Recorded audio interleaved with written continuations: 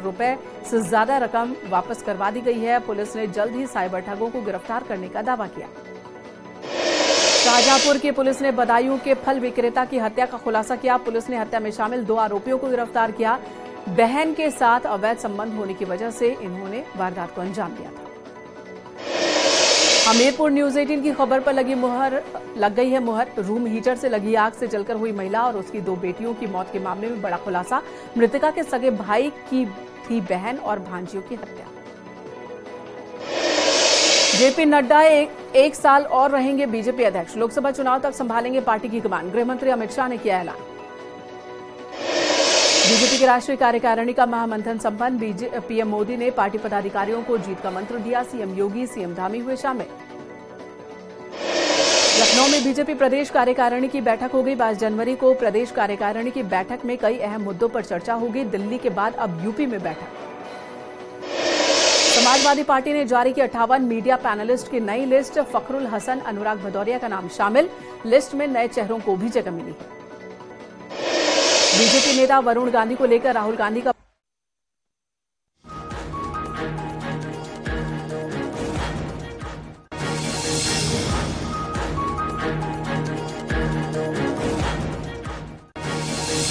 पूर्व विधानसभा अध्यक्ष हृदय नारायण दीक्षित का हमला। ओवैसी के हरे रंग वाले बयान पर कहा, आरएसएस बीजेपी किसी के साथ भेदभाव नहीं करती। ओवैसी भारतीय दर्शन से सीख लें। शफीकुर रहमान बर्क को भी नसीहत दी। पाकिस्तान का एक और झूठ बेनकाब। कराची में है दाऊद इब्राहिम। आतंकी दाऊद ने पाकिस्तान में अपना ठिकाना बदला। कराची के डिफेंस एरिया में अब्दुल्ला गाजी बाबा दरगाह के पीछे रहता है दाऊद। ताजगंज में ग्लोबल इन्वेस्टर समिट की बैठक आयोजित हुई। जिले के कई उद्योगपतियों ने हिस्सा लिया। कई तरह के उद्योगों के 510.2 करोड़ के एमओयू साइन हुए हैं। जिले में 500 करोड़ से बढ़ाकर 750 करोड़ रुपए लक्ष्य किया गया। ग्लोबल इन्वेस्टर समिट में निवेश को लेकर कोलकाता में रोड शो। औद्योगिक विकास मंत्री नंदगोपाल नंदी, अनिल राजभर, दयाशंकर सिंह रहे मौजूद। निवेशकों में यूपी में निवेश को लेकर उत्साह दिखा। ग्लोबल इन्वेस्टर समिट को लेकर चित्रकूट में होगा मंडल स्तरीय इन्वेस्टर समिट। समिट के जरिए निवेश लाने की कवायद होगी। सीएम धामी ने गृहमंत्री अमित शाह से जोशीमठ आपदा को लेकर मुलाकात की। मुख्यमंत्री ने शाह को पूरी जानकारी दी। महेंद्र भट्ट ने जेपी नड्डा को सौंपी जोशीमठ आपदा पर रिपोर्ट। मौसम विभाग ने जोशीमठ में बारिश और बर्फबारी की चेतावनी जारी की है। 19 से 24 जनवरी तक बारिश का अनुमान। 23 से 24 जनवरी को जताई जा रही है बर्फबारी की संभावना।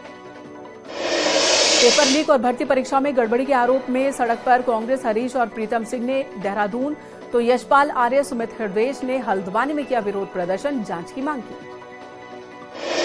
भ्रष्टाचार मामले में विधानसभा के पूर्व सचिव मुकेश सिंघल की होगी विजिलेंस जांच। विवादित एजेंसी RM टेक्नो सॉल्यूशंस से मिलीभगत के आरोप। विधानसभा में नियुक्ति और UKSSC पेपर लीक मामले में शामिल थी एजेंसी। केदारनाथ में जारी है बर्फबारी का दौर। 5 दिन से रुक रुक कर हो रहा स्नोफॉल। बाबा के धाम में कई फीट तक गिरी बर्फ। हरिद्वार में पुलिस और आबकारी विभाग में लक्सर के जंगल में 10,000 लीटर लहन नष्ट किया। कई शराब की भट्टियों को तोड़ा गया। काशीपुर में संदिग्ध परिस्थितियों में युवक ने फांसी लगाकर आत्महत्या कर ली। गांव वालों ने उसके बहनोई पर हत्या का आरोप लगाया। कोटद्वार के कलाल घाटी की एक महिला की हाई टेंशन लाइन की चपेट में आने से मौत हो गई। महिला पास के जंगलों में मवेशियों के लिए चारा लेने गई थी। काशीपुर की कुंडा थाना पुलिस ने एक स्मैक तस्कर को गिरफ्तार किया जो यूपी के रामपुर का रहने वाला है और काशीपुर में स्मैक बेचता है। वन निगम के अध्यक्ष कैलाश गहतोड़ी ने कहा कि मृतक आश्रितों का इंतजार जल्द ही समाप्त होगा। उनके आश्रितों को जल्द ही सेवा में लिया जाएगा। रुड़की के भगवानपुर में तहसील दिवसीय का आयोजन किया गया जिसमें कुल 38 शिकायतें दर्ज हुई हैं। 16 शिकायतों का मौके पर निस्तारण भी हुआ।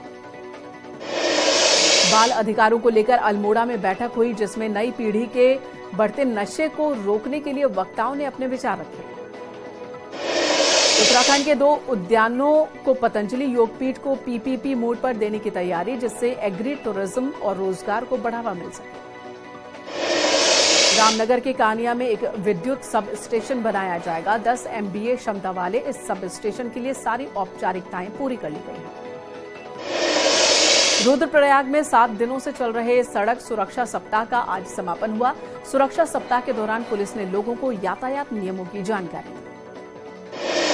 अयोध्या में रामायण कालीन पात्रों के नाम पर बनाए जाएंगे 6 प्रवेश द्वार। श्री राम, हनुमान, लक्ष्मण, भरत, जटायु और गरुड़ द्वार के जरिए रामनगरी में प्रवेश कर सकेंगे राम भक्त। शासन को भेजी जा चुकी है योजनाएं। स्वीकृति मिलते ही जमीन खरीद का काम भी शुरू होगा।